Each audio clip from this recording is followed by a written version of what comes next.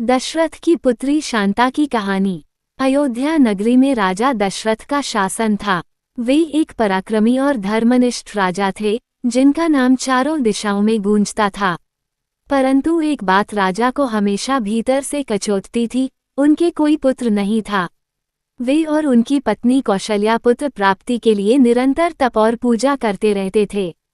यह उनकी सबसे बड़ी चिंता थी, क्योंकि पुत्र के बिना राज्य का उत्तराधिकारी नहीं होता और उनकी वंश परंपरा समाप्त होने का भय बना रहता था। लेकिन दशरथ और कौशल्या के जीवन में एक अनमोल रत्न पहले ही जन्म ले चुका था, उनकी पुत्री शांता। शांता का जन्म अयोध्या के राजमहल में हुआ और बचपन से ही वह अपनी सुंदरता, बुद्धिमत्ता और कोमल स्वभाव के कारण सबकी प्रिय बन गई थी। राजा दशरथ और रानी कौशल्या को शांता से बहुत लगाव था। शांता न केवल साक्षात देवी लक्ष्मी के समान दिखती थी, बल्कि उनके भीतर एक अद्भुत सामर्थ्य और नेतृत्व क्षमता भी थी। शांता का बचपन और विद्या शांता का पालन पोषण अयोध्या के राजमहल में बड़े ही प्रेम और सुरक्षा के बीच हुआ। उन्होंने छोटी उम्र से ही संगीत, नृत्य और वेदों का अध्ययन किया। अपने पिता की तरह वह भी युद्ध विद्या में पारंगत हो गई थी। उनकी बुद्धिमत्ता और निपुणता की चर्चा पूरे राज्य में होने लगी थी। प्रजा के लोग उन्हें देवी समान मानते थे और उनके गुणों की प्रशंसा करते नहीं थकते थे। लेकिन शांता के जीवन में एक कमी थी, उनके माता पिता की बेचैनी। वह जानती थी कि उनके माता पिता एक पुत्र की चाह रखते थे।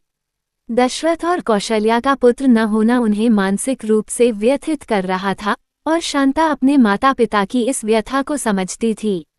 हालांकि शांता ने कभी अपने माता पिता के प्रति किसी तरह की शिकायत या असंतोष नहीं दिखाया।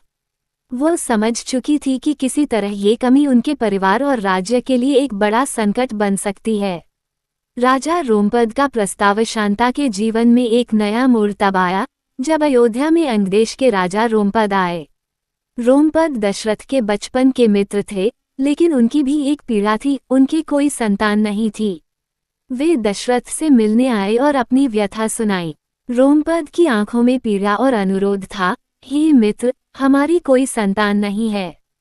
मैं चाहता हूँ कि शांता को अपनी पुत्री के रूप में अंगदेश ले जाऊं और उसका पालन पोषण करूं। वह मेरी और मेरी रानी की संतोष की एकमात्र आशा है। दशरथ इस प्रस्ताव से सकते में आ गए। अपनी लाडली बेटी को किसी और को सौंपने का विचार उनके मन को झकझोर गया। वे इस असमंजस में पड़ गए कि क्या शांता को अपने मित्र को देना सही होगा। एक ओर उनका मित्र था, जिसकी पीड़ा उन्हें कचोट रही थी, और दूसरी ओर उनकी पुत्री, जिसका त्याग उनके हृदय को छलनी कर रहा था। रानी कौशल्या की आंखों में आंसू थे। उन्होंने दशरथ से कहा, राजन, शांता हमारी सबसे बड़ी धरोहर है। क्या हम उसे अपने से दूर कर सकते हैं?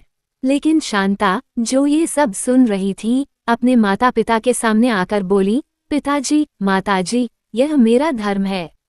अगर मेरी वजह से आप दोनों और हमारे मित्र रोमपद को सुख मिल सकता है, तो मैं ये बलिदान करने के लिए तैयार हूँ। मुझे अंगदेश जाने दीजिए। शांता के इन शब्दों ने दशरथ और कौशल्या को गहरा भावुक कर दिया। अपने आंसुओं को रोकते हुए दशरथ ने रोमपद से कहा, मित्र, यदि शांता की सहमति है, तो मैं उसे तुम्हें सौंपता हूँ। परंतु यह मेरे लिए जीवन का सबसे बड़ा त्याग है। शांता का अंगदेश में जीवन। शांता अंगदेश चली गईं और वहां की राजकुमारी बन गईं। अंगदेश के लोग उन्हें बहुत प्रेम और सम्मान देते थे। शांता ने अपने माता पिता के संस्कारों के साथ अंगदेश में अपनी नई पहचान बनाई। उन्होंने वहां की प्रजा के लिए कार्य किया, उन्हें शिक्षा दी और राज्य की उन्नति में महत्वपूर्ण भूमिका निभाई। इसी बीच महर्षि श्रृंगी, जो एक प्रसिद्ध तपस्वी थे, अंगदेश में आए। शांता और महर्षि श्रृंगी की मुलाकात एक विशेष मौके पर हुई और दोनों में एक आध्यात्मिक संबंध विकसित हुआ। दोनों की शादी हुई और वे एक आदर्श जोड़ी के रूप में प्रसिद्ध हो गए। पुत्रेष्टि यज्ञ का महत्वपूर्ण मोड़। महर्षि श्रृंगी और शांता की शादी के बाद राजा दशरथ को पुत्र प्राप्ति की चिंता फिर सताने लगी। उन्हें एहसास हुआ कि अब उनके वंश को आगे बढ़ाने के लिए कोई उपाय करना होगा। दशरथ ने श्रृंगी ऋषि से प्रार्थना की कि वे पुत्रेष्टि यज्ञ करें, ताकि उन्हें पुत्र की प्राप्ति हो सके। शांता ने भी अपने पिता के लिए इस यज्ञ की सफलता की कामना की। महर्षि श्रृंगी ने यज्ञ किया और इसके परिणामस्वरूप दशरथ को 4 पुत्रों का आशीर्वाद प्राप्त हुआ, राम, भरत, लक्ष्मण और शत्रुघ्न। इन 4 पुत्रों का जन्म दशरथ और कौशल्या के जीवन में नई खुशियां लेकर आया। लेकिन ये सब शांता के त्याग और महर्षि श्रृंगी की कृपा के बिना संभव नहीं होता। अंत में भावनात्मक पुनर्मिलन कुछ वर्षों बाद, जब राम, लक्ष्मण, भरत और शत्रुघ्न बड़े हो गए, तो शांता अपने पति महर्षि श्रृंगी के साथ अयोध्या आईं। दशरथ और कौशल्या की आंखों में आंसू थे जब उन्होंने अपनी बेटी को इतने वर्षों बाद देखा। शांता ने अपने माता पिता से कहा, पिताजी, माताजी, मैं हमेशा आपके साथ थी, चाहे दूर रही पर मेरे हृदय में आप ही थे। आज मैं गर्वित हूँ कि मेरे त्याग के कारण हमारे राज्य को राम जैसे पुत्र प्राप्त हुए हैं।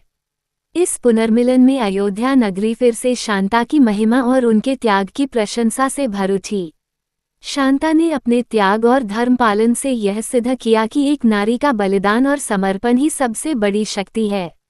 उनके बिना दशरथ का वंश और रामायण की कहानी अधूरी होती।